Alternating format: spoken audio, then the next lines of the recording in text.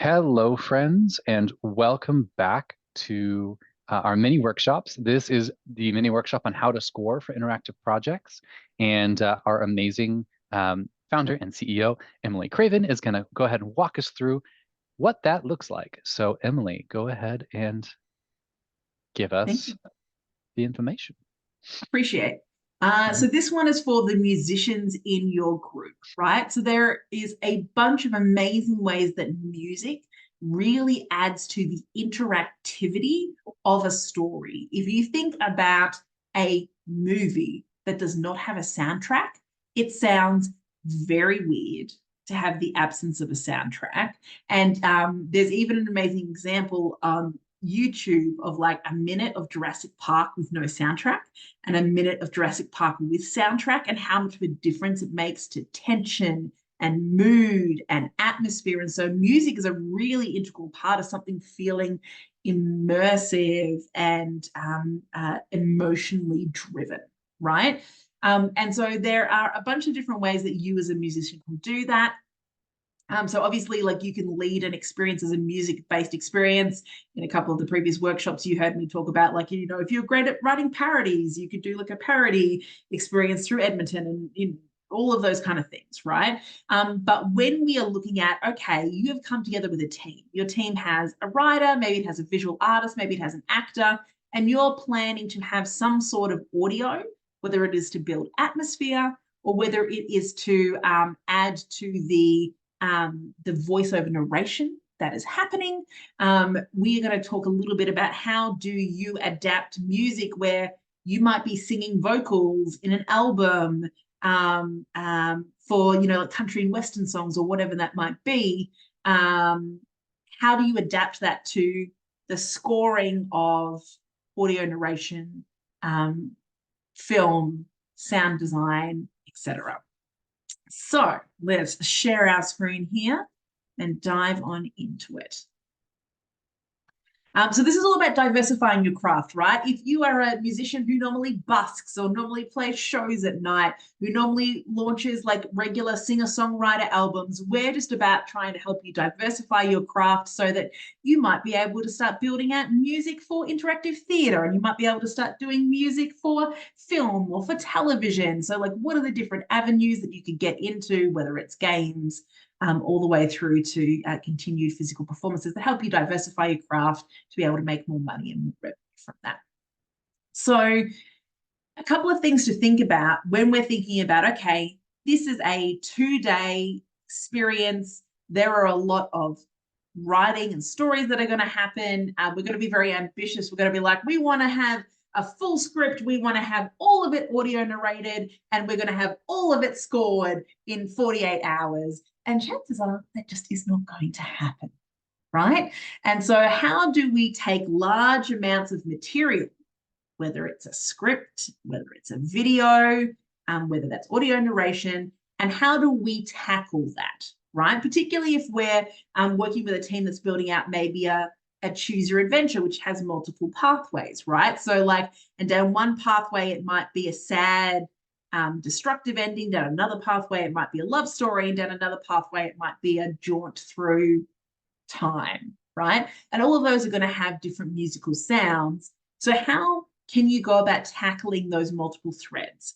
And so, our recommendations for that, and particularly for tackling large amounts of material, is to lay down different sample tracks or loops that can be changed up or down depending on the type of genre that something ends up being, whether it's, like sci-fi versus honky tonk versus country versus whatever. Um, um, and maybe they're a minute long, but then they can be looped such that they can go for 4 minutes, 5 minutes, 10 minutes, and you just kind of add little embellishments over the top, right? So like loops and samples are great ways to tackle, like particularly when you have a script that's not finished, when you have audio narration that's not finished, you can kind of like tackle things based on atmosphere, mood, style, those sorts of things to build out music. But the other thing to consider as well is how much of it needs to be full on composition of music of everything and how much of it can just be sound design, right? Maybe in certain areas you have this upswell of music that happens for like 10 to 15 seconds, and then it goes off, and then you have the sound of a bell ringing and someone knocking on a door, or like, so how much of it can you just kind of take sound design and just add in kind of like little musical pops rather than having to like fully score something. The other thing to consider as well is size considerations. People are going to be listening to this on a smartphone. They're going to be listening to this probably on little earbuds, right? So you don't need to have the full breadth of like multiple instruments, multiple channels, beautifully mastered sound, right? Like, because people are probably not going to hear that nuance in the same way that they would if they were at home. And you want to keep the size of a file down to be quite small, because that means that you're going to take less of a user's mobile data to be able to download and listen to that audio. So those are a couple of things that you want to consider. The other thing you want to consider is that, is your music going to be standing alone as an atmospheric piece? So on some of our previous create-a-thons, people used music to kind of play in the background while someone maybe read the text or listened to a small piece of audio. So it kind of added atmosphere and mood music.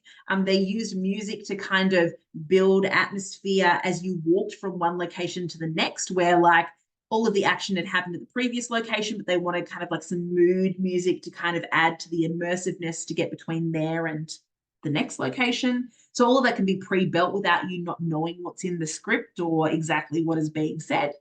But the other thing to consider is that, is it going to be a mood piece that stands on its own, or are you going to put music underneath audio narration? And if you're going to put it underneath audio narration, you've got to be really careful about vocalizations or words or verbal humming.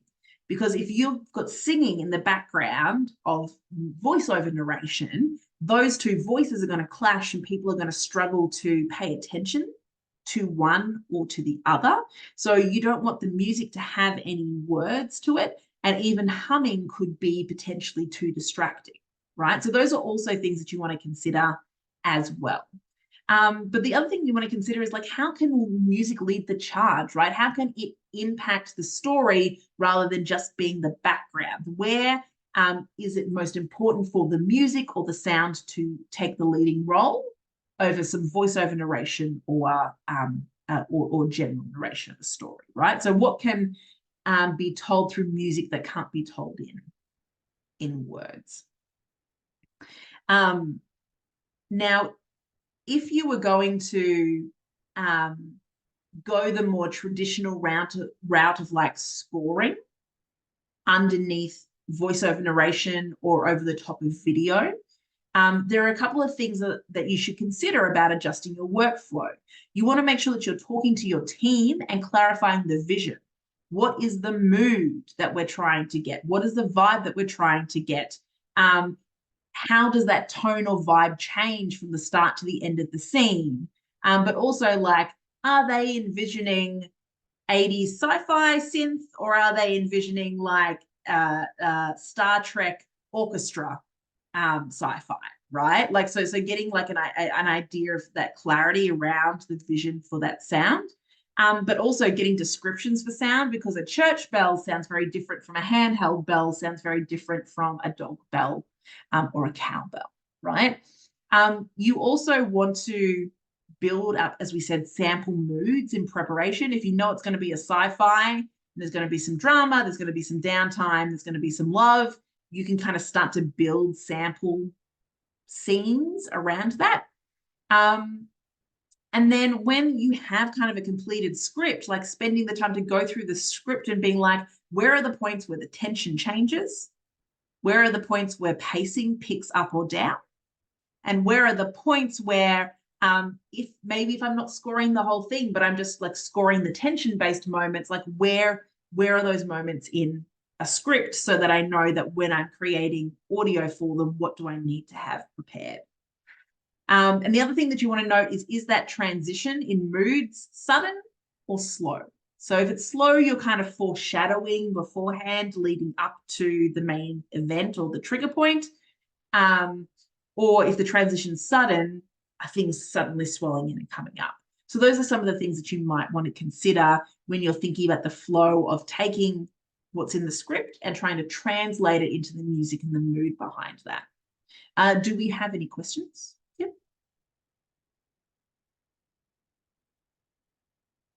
We do. Sorry, just finding the mute button. Yeah, so as you were talking, you were kind of saying how like I shouldn't be waiting to write the music until the end. I should be like writing music as the script is being developed. And I don't need to wait for voiceovers for that to happen. Like, how have you seen that work Yeah, in the correct, past? right? So I've seen that work in a couple of different legs. Like, so I've seen musicians start writing pieces and creating compositions, which then inspire the story. So people are like, I think this is kind of what I want to happen here. And they're like, okay, well, I made this 60-second kind of mood transition. Can we write story to this mood? So can we match the script to the mood of this piece, right? So can we write the story to fit the music that was made?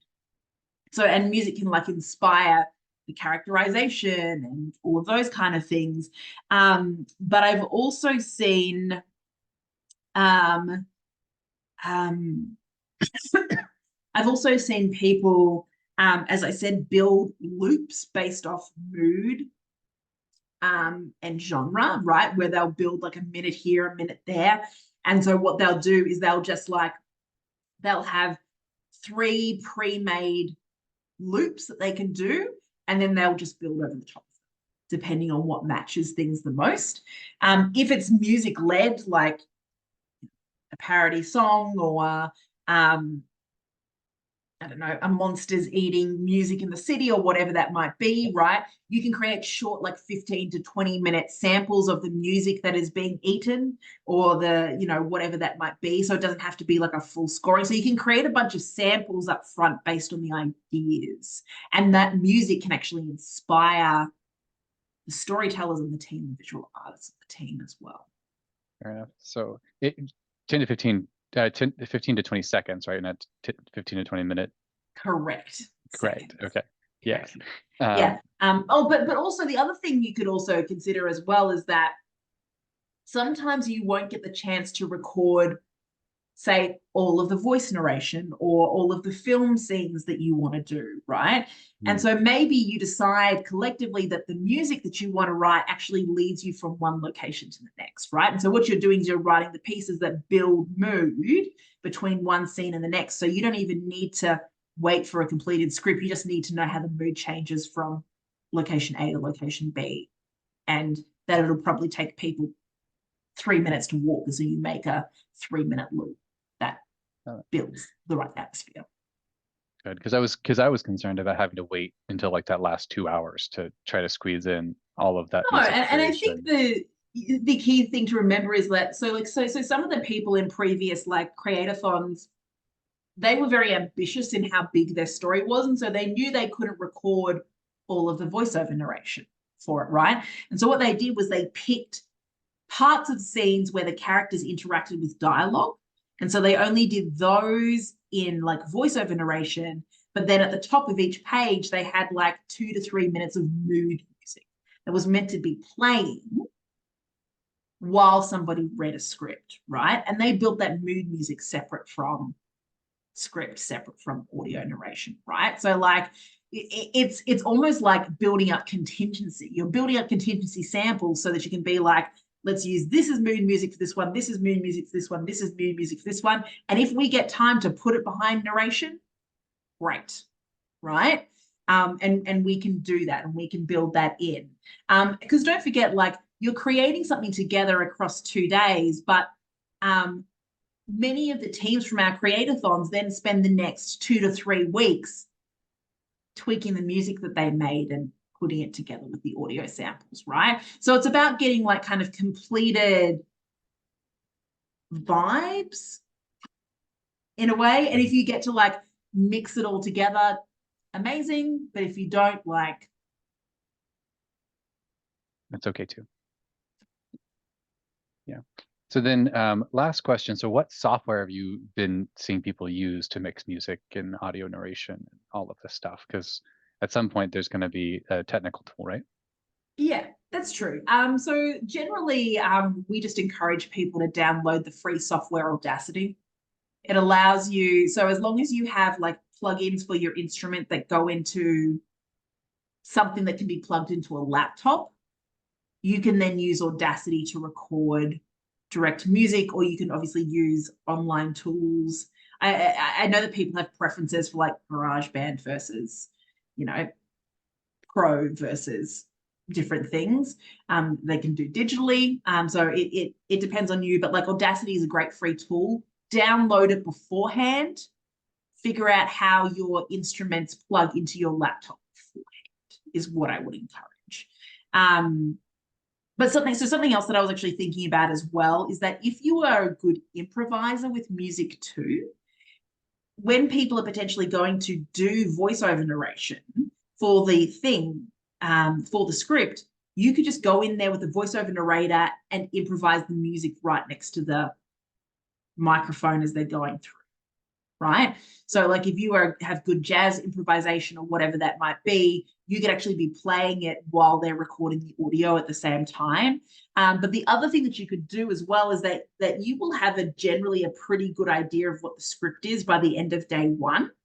And so in between Saturday and Sunday, even if your team, even though they're not doing an official like voiceover narration recording, even if they just like spoke the story into their phone, right? And you just knew how long that was going to be, that was going to end up being 2 minutes, and at around about the 30-minute mark, the mood changed, and around about the 60-minute mark. And so you could already start building music based off that first day as well. And so we can go home and record then. You can, yes, yeah. So it's okay. Like if you have better recording studios and whatnot at home, and you need to go home for 2 hours to like build a bunch of recordings, like go for it, right? Like that is 100% up to you. You know, the recording studio at the library. It is okay to go home and kind of rework that music at night. You know, we had teams that would work between the days as well. That would kind of like start to build things out. So yeah, so there's a bunch of different ways that you can do that. You could even, as we say, like when we said, you know, like bootleg recordings of people reading the roundabout script, you could have your headphones in while you are improvising to that as well. Like whatever makes things easier for you, that would be what I would recommend. But you should always be building and creating, even if there isn't a completed script, because music can be mood music. It can take people between locations. It can be looped and added to. It can be improvised on the spot. And so the piece that I think that you just made me think of that I'd love to make sure that everybody here understands as well is that you should probably go out as musicians with the photographers and videographers and see the locations that you're going to be playing that music over. So like walking those locations after you guys have decided as a team would probably be really important because you're going to be playing like a busker on the side of the street. So there's going to be natural ambient sound in every one of those locations. And so knowing that what sound you're playing over, because people will have just normal headphones on, would probably be really important for you guys as well. So that's how I And there would may even be potentially sounds in particular locations that you could capture on a phone or a take microphone advantage of of. some description and take advantage of. Exactly. Yeah. Beautiful. Well, thank you so very much, Emily. Thank you, teams.